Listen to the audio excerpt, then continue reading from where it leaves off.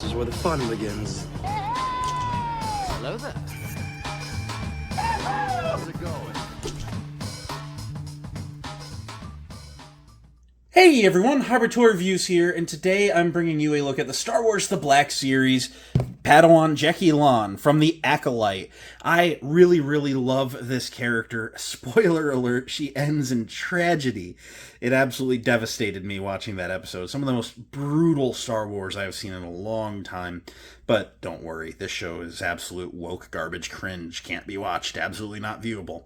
Daphne Keane was amazing casting, and I am really excited to get into this action figure. My standard disclaimer, if you have come here to hate talk on the Acolyte, go do that in Star Wars Theory comment section. We do not do that here. You don't have to like the show, you just have to not be a jerk about it. So that's it, let's get into the review. Let's go ahead and start by taking a look at the packaging. This is the new Black Series packaging, where it is basically the Galaxy packaging, but squared off. Galaxy 2.0? I'm going to keep saying it until we make it the name. Come on, Hybrid's going to coin it. You got a Black Series logo above a big window showing Jecki and her accessory off nicely. The Acolyte in red. Number 3, Padawan Jecki Lon up the side. Warning, 4+ Hasbro. Wraparound window, wraparound red stripe. Black Series logo down below. Art of her looking really good. The art on these have been superb. Her name down at the bottom. Round back, zoom in of the art, Black Series logo, and then a bio, not about her, but about the show. You know, Disney Plus, non-leaking stuffs, whatevers. Bunch of legal stuff under number 3, Disney, Hasbro, barcode, legal stuff. Hanger tab, no window for you inbox people, although she does light up nice if you get a front-facing light. That's okay.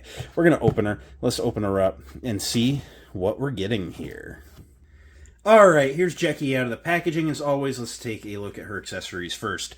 Loose in the box is her green-bladed lightsaber, done very well. I love the fluorescent green they are using on all the green sabers. I hope it stays forever. It catches the light, and it just looks like it's got a glow to it. If you have any sort of lighting in your cabinets, these new green sabers look like they're base lit. You know, they just have a hue to them. They are indescribable. I absolutely adore it. It's just well done. The saber hilt is very simple, but I like it. It appears to be brown leather wrapped with silver on the pommel and on the emitter, and a little peg on the side. It's kind of short. All the Acolyte hilts seem to be a little shorter. They kind of remind me of the Savi saber hilts, honestly, which always seemed a little chunky and a little short, as I kind of prefer a little bit of a longer hilt, but that's just my very personal preference on Space Wizard fantasy weapons, which honestly doesn't mean much. It has a removable blade, as all Black Series lightsabers do, and on her right hip she features a hole which you can peg the saber into for belt storage. It's not a look that I think that basically anyone uses, but it is nice that it is there. Now she's wearing, in the box, a brown Jedi cloak. It is, of course, tailored to fit her shorter size because she is a shorter character. But it is tailored very nicely. It fits her well, as is the case with Master Soul. The hood is cut in a way to where it would be very baggy if it could go up. They have stitched it to the back. It is meant to be worn in the hood down position. It lays fairly well, and I do like it. I am a soft goods appreciator through and through, forever and always. Setting that off to the side, Jecki is wearing some very cool Jedi robes. I love everything about her outfit. It is kind of a mix of prequel and High Republic. Nice yellow going on the outer tunic overlay with a nice cream tan as the base coloring. It's very similar in coloring to Jedi Master Souls, and I do like that. So it's just a very nice Jedi-looking outfit.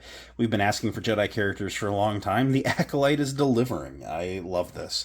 Looking at the likeness, the expression is very neutral, but that is absolutely Jecki. The Daphne Keane likeness is coming through very well. I do like that. Something nice about alien characters is you don't have to nail the likeness as long as enough of the other details are there. You're just like, yep, that's them.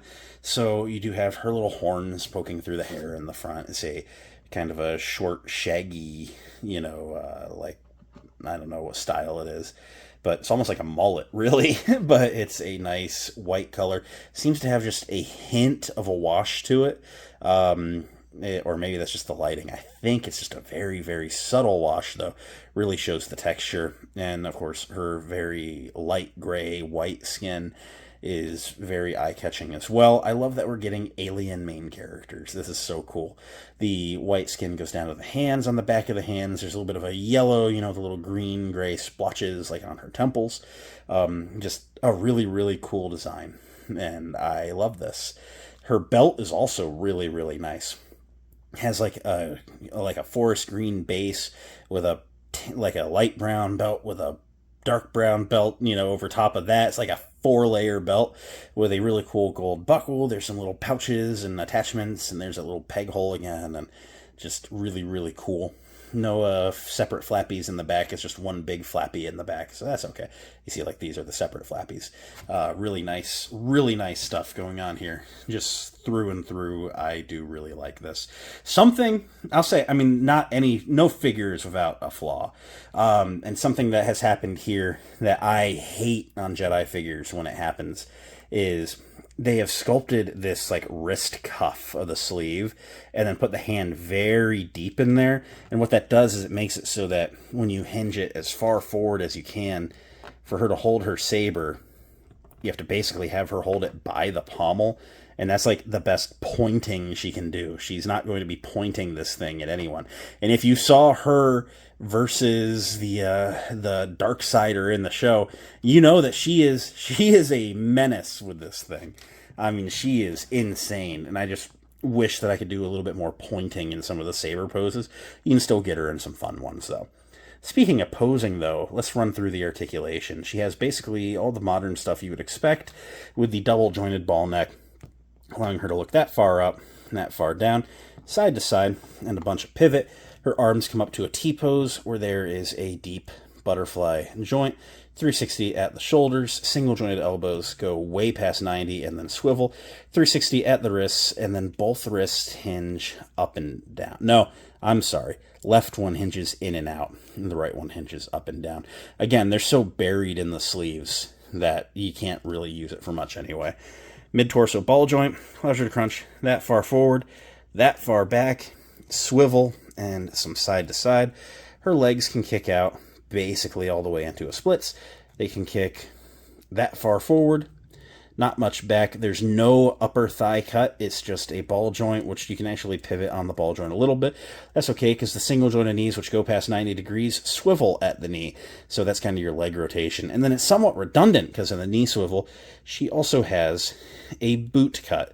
And then, of course, she has the standard ankle articulation, which can go all the way down, a little bit forward, especially if you force it. And then there's a forward-facing pin for rocker, allowing you to get her into some pretty sick, dynamic poses with both feet flat on the ground.